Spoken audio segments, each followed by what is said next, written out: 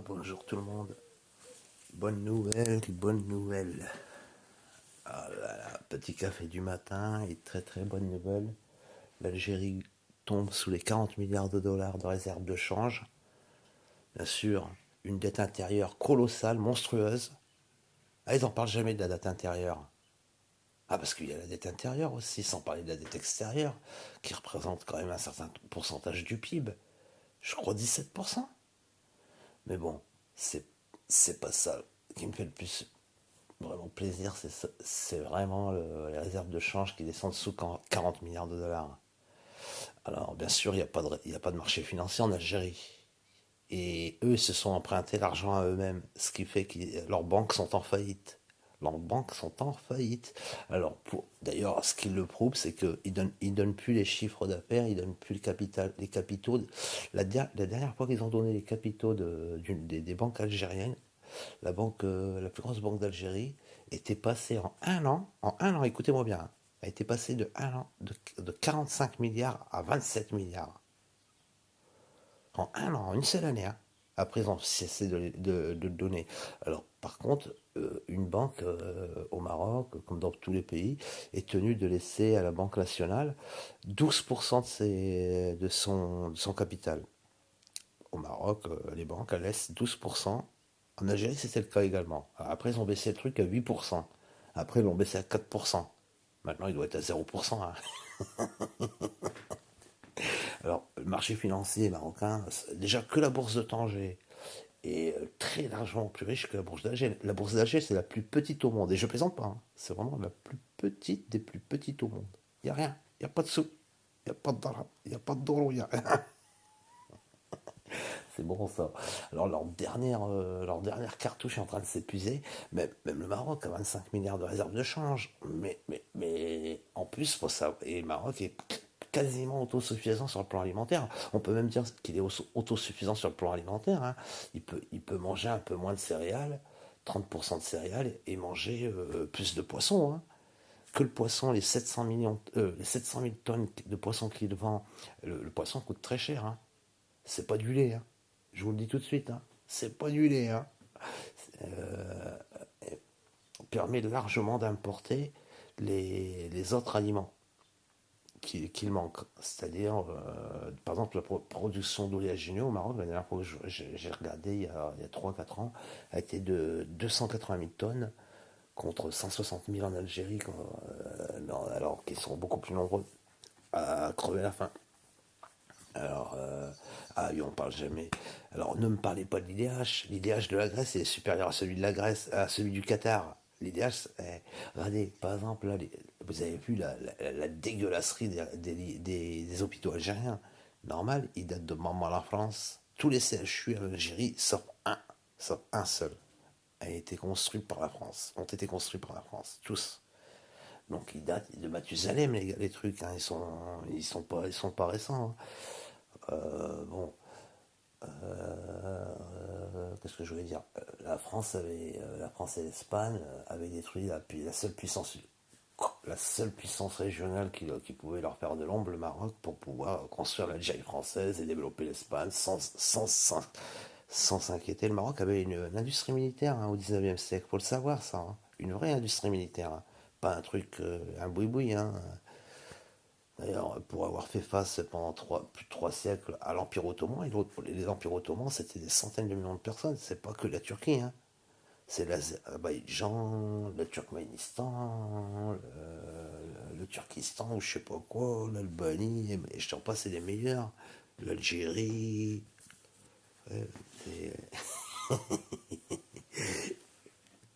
alors, faire face à toutes ces puissances, c'est pas donné à Oulad al-Harka, hein. Mais bon, bref. Quand tu penses que le Maroc, pourtant qui sortait d'une guerre de 3 siècles, qu'avec la Turquie et l'Espagne en même temps, hein, se, se permet de tuer presque 200 000 soldats français et espagnols pendant qu'on l'a dans le Hakka. Et oui, vous croyez, parce qu'avant que la France les intervienne militairement, tout ça au Maroc, ils savaient pas, ils connaissaient pas exactement les forces du Maroc. Donc avant, il a fallu que des Harkas les fassent rentrer au Maroc pour qu'ils puissent les estimer. Et ce sont les Algériens ils ont utilisé les Algériens, alors les autres ils étaient habillés comme des Juifs, ils les faisaient passer pour des Juifs, comme Charles de Foucault, qui ont pu traverser le Maroc grâce à Oulad Harka. Eh oui, oui, on a de bons voisins qu'on appelle Oulad Harka. Oulad Harka, Oulad Mamlouk, Oulad les Zouaves, Oulad Al-Mujarrin, Oulad de tout ce que vous voulez, c'est pareil, hein, c'est la même racaille. Hein. Ils venaient au Maroc demander des allocations, dire qu'on leur donnait des allocations. Trouve un pays qui donne des allocations au début du 19e siècle. Vas-y, va me chercher ça. Aux Algériens qui crevaient la faim. Ils venaient au Maroc, ils se disaient Moujarine, je suis un Moujarine, donnez-moi les allocations. Allez, oula, putain. Et surtout pour pas rembourser leurs dettes, aller signaler, vous savez faire que ça. Moi, j'ai jamais signalé personne. Si mes arguments vous touchent, qu'est-ce que tu veux que j'y fasse? Ils sont réels. C'est pas des mensonges, ils sont réels. Vous voulez quoi? Que je vous mette les liens pour que vous puissiez les constater par vous-même?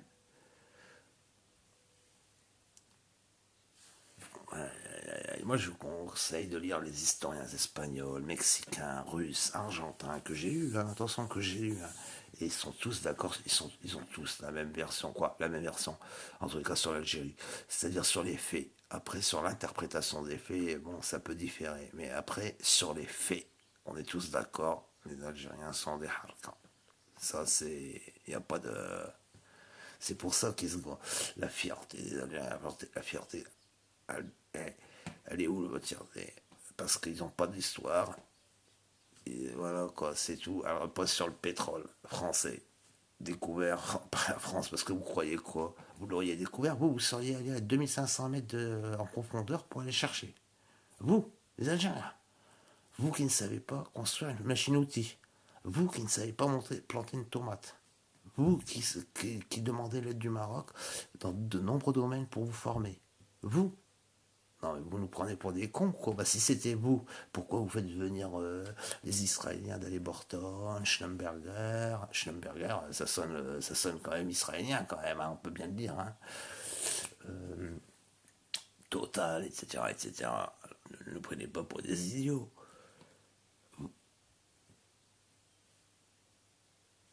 L'Algérie, sur une carte de Larousse de 1907, n'existe même pas. Il y a le Maroc, hein, description du Maroc, 800 000 km², bien sûr, hein, voilà, c'est tout. Et l'Algérie n'a même pas de frontière au niveau sud. Hein. Il y a la Sénégambie, hein, la Sénégambie, c'est tout le sud de l'Algérie. Quoi, ce qui n'est pas marocain, bien sûr, tout ce qui n'est pas en dehors du Maroc. La Sénégambie, ça correspond au Mali maintenant, quoi. Voilà, c'est pas un Algérien qui pourrait te sortir ça. Ils savent même pas c'est quoi la Sénégambie, les gars. Ils veulent les mecs sont les premiers à défendre, à pleurer sur la colonisation, ils sont les premiers à la défendre en même temps. Et par contre, ils sont les premiers à ne pas vouloir ouvrir les archives coloniales. Mais le Maroc ne cesse de réclamer à la France d'ouvrir toutes les archives pour qu'on rigole un bon coup, quoi. L'Algérie, non, non, non, non, surtout pas, parce qu'on est au de Halka, surtout pas. Vous voulez venir aussi que je vous montre que l'Algérie ne veut pas et que le Maroc souhaite, n'arrête pas de le demander. Bon, la France les ouvrira tôt ou tard. Elle les ouvrira quand elle aura bien épuisé, quand Total aura pris tout ce qui lui appartient là-bas, puis c'est tout. Et puis elle les ouvrira après. Hein. Qu'est-ce que vous croyez qu'elle va pas les ouvrir ou quoi? Éternellement. Vous rigolez ou quoi? Eh, oui. Alors, s'il y a bien un pays, on dit que le Maroc n'a pas de ressources. Ah non, c'est l'Algérie qui n'a pas de ressources. L'Algérie n'a aucun monopole que je cherche. Le Maroc a 27% d'uranium du monde, 27% d'uranium du monde, 73% des phosphates du monde, des ressources en énergie renouvelable gigantesques.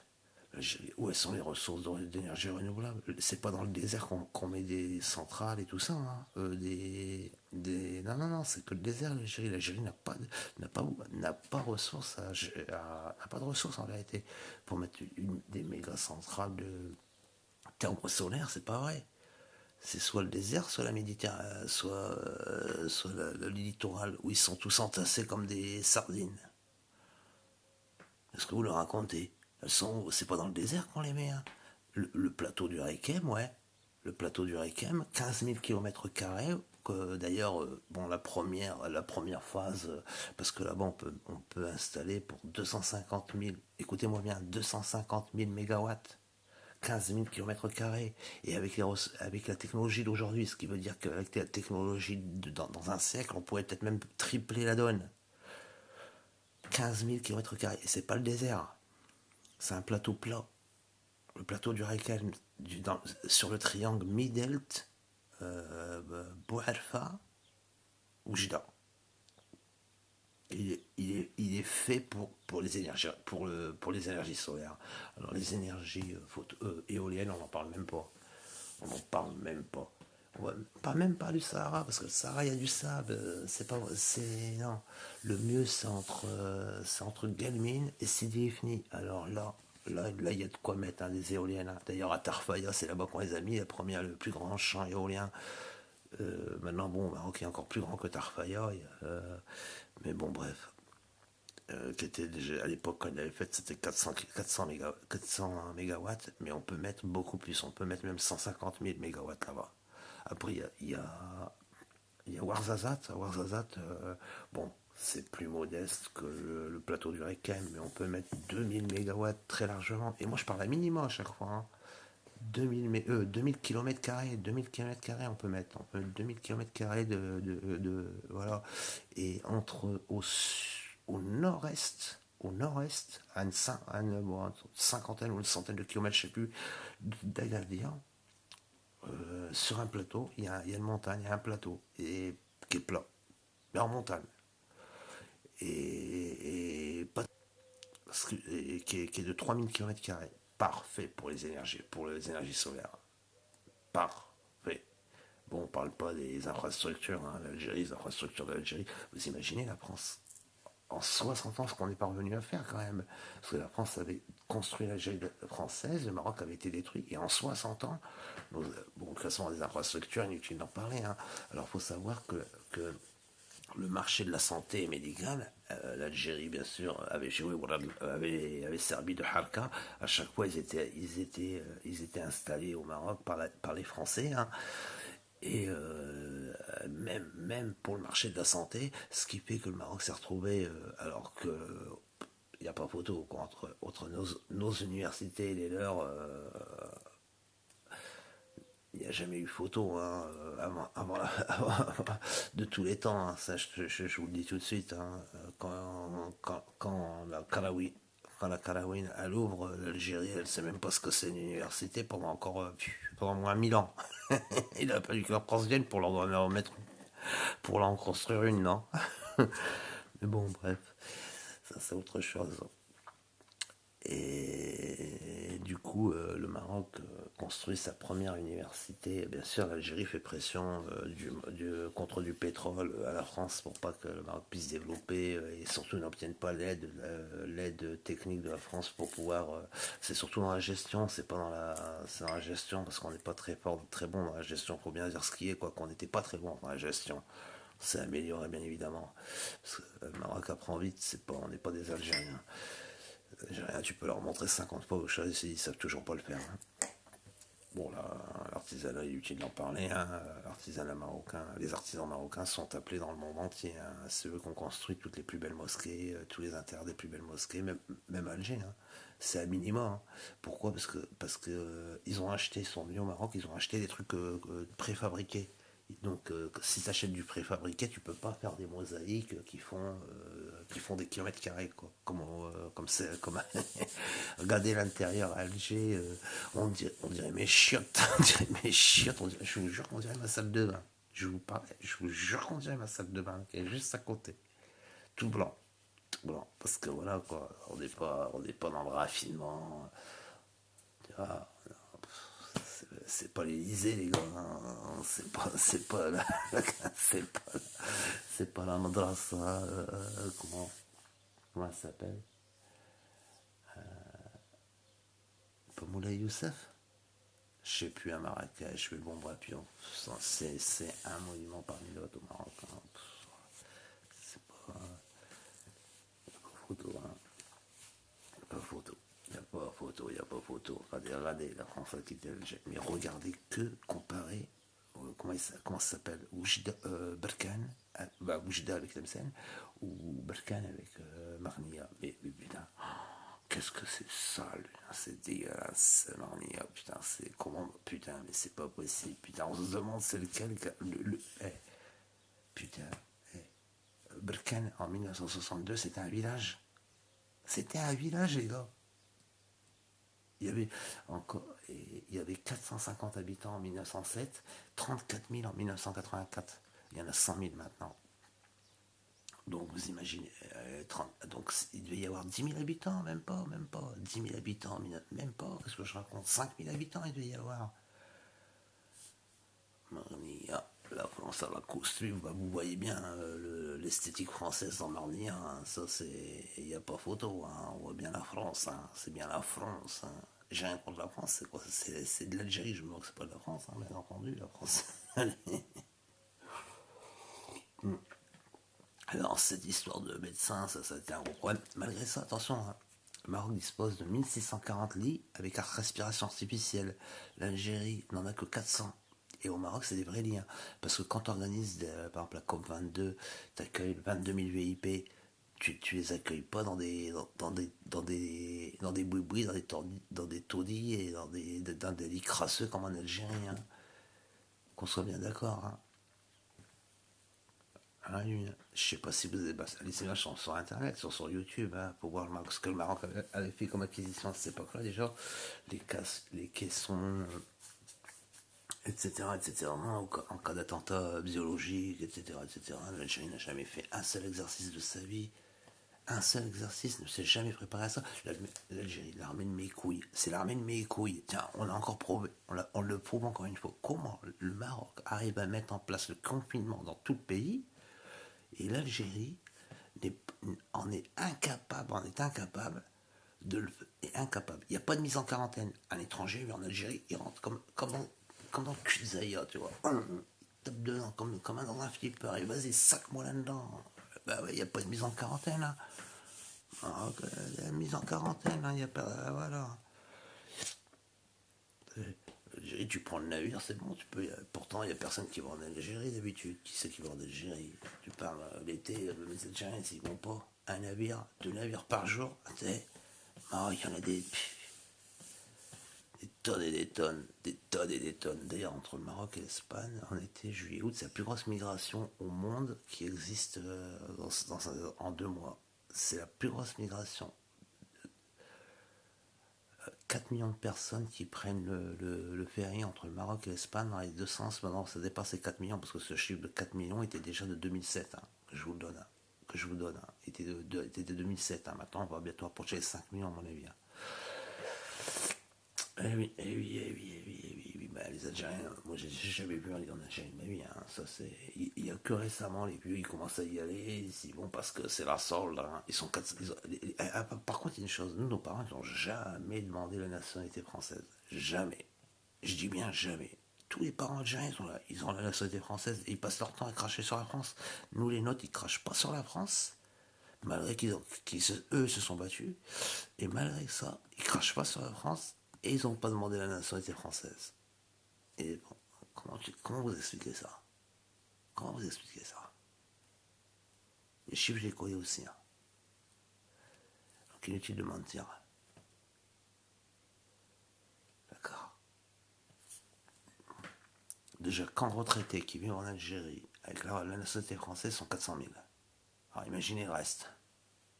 Ceux qui sont restés en France et ceux qui ne sont pas encore en retraite. D'accord?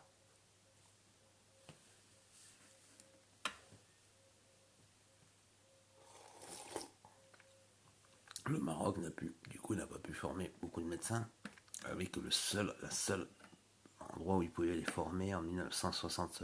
C'est pas les médecins, c'est ouais, les médecins, mais pas que ça, c'est des enseignants-chercheurs.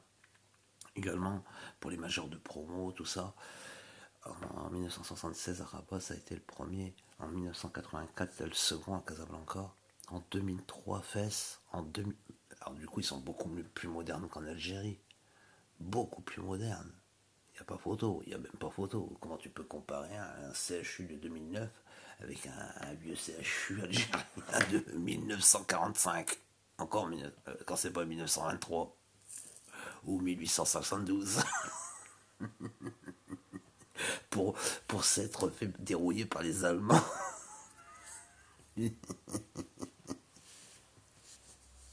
Ouais. Ils ont construit des CHU comme ils pouvaient pas leur donner la citoyenneté française. Oh bah merde, je croyais qu'on allait devenir des bons Français. Ils se battaient, ils se sont toujours battus pour être Français, les Algériens. Nous, on se bat pour notre idéal, pour, comment dire, pour nos idées. Eux, ils se battent pour être Français. Ils se sont battus pour être Français. Nous on s'est battu contre le nazisme, on s'est battu contre le communisme. On s'est pas battu pour être Français.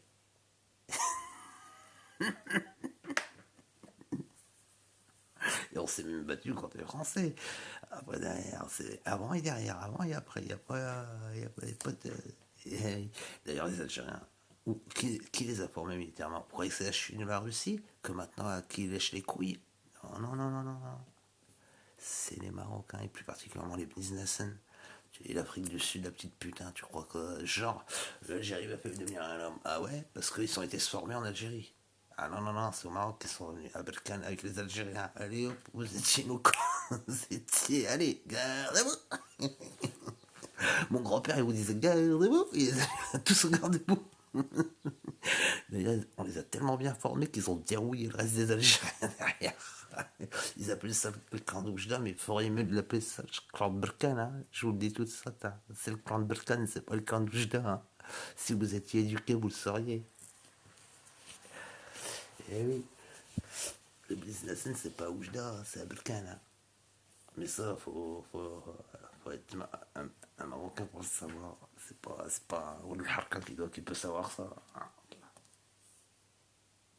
Ouais, ils appellent ça clan d'Oujda. C'est pas Oujda qu'on vous a formé, c'est à Berkane, bande d'idiots. Et il y a quand même 60 kilomètres entre les deux. Hein.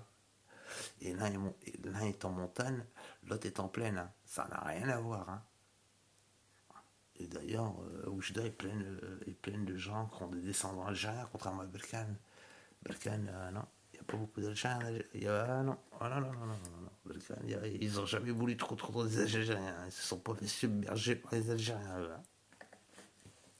Ils n'ont pas de sang algérien, Berkane. Ils ne se sont pas mélangés. Eux, hein. C'est normal, hein. C'est le prolongement du Rif. Ils se sont pas trop mélangés avec l'autre Harka. Hein. Ils se sont pas mélangés du tout même. Hein. D'ailleurs, de pas dire à un businessman, que telle ou telle famille a de la famille en Algérie. Ah, pour nous, c'est comme s'ils avaient le choléra.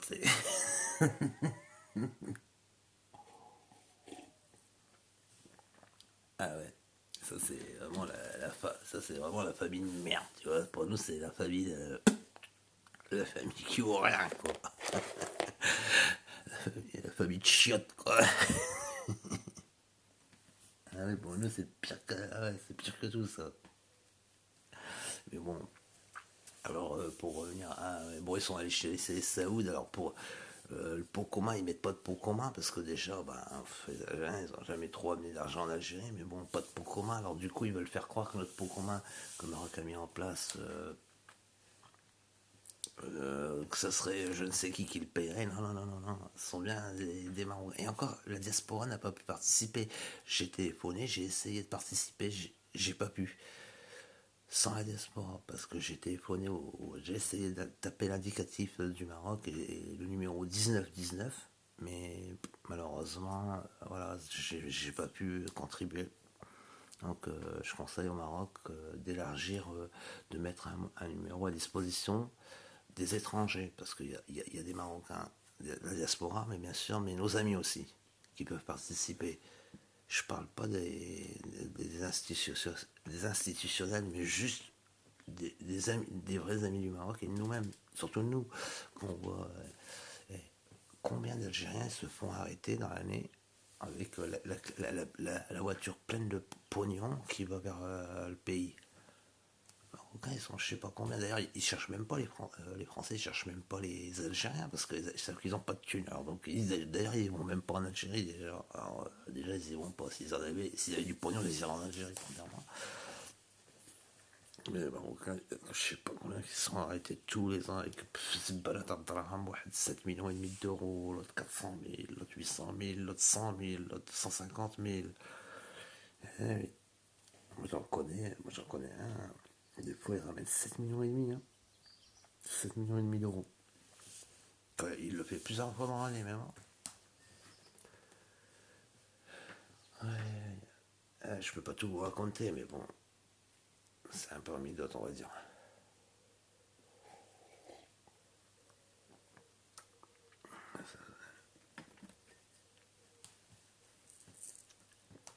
Des bons à rien. Sans parler des transferts bancaires. Que les transferts bancaires représentent 8 milliards de dirhams. De dollars, excusez-moi, d'euros. 8 milliards d'euros. Les Algériens n'ont pas d'argent à transférer là-bas parce que tu veux qu'ils transfèrent. La bourse, on n'en parle pas. Hein, la bourse, ça n'a pas. Les banques sont en faillite. L'auto, ils ont les fruits et légumes, ils sont même pas.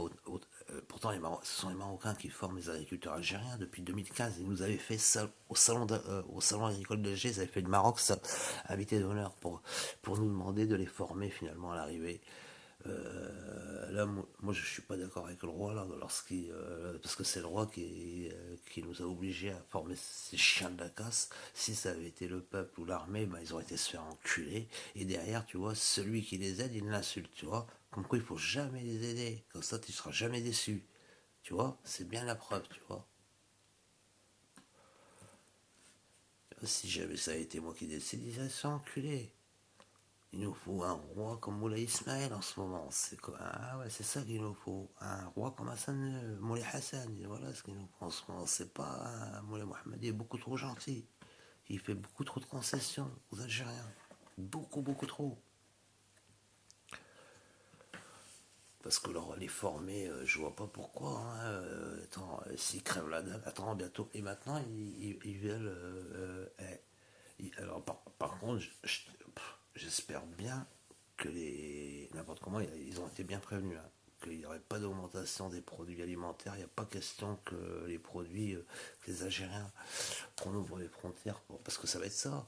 Les Algériens, quand ils n'auront plus rien à grailler, comme dans les années 80, ils ont ouvert les frontières. Parce qu'ils n'avaient rien à grailler. Ils crevaient la faim. Moi, j'ai vu en 89, je suis allé là-bas, ils n'avaient rien. Ils crevaient la faim. Ils venaient au Maroc pour acheter de la bouffe. Ils se prenaient en photo devant les étals de légumes et de viande. Voilà, c'est là qu'on a vu la victoire totale du Maroc sur l'Algérie sur le plan idéologique.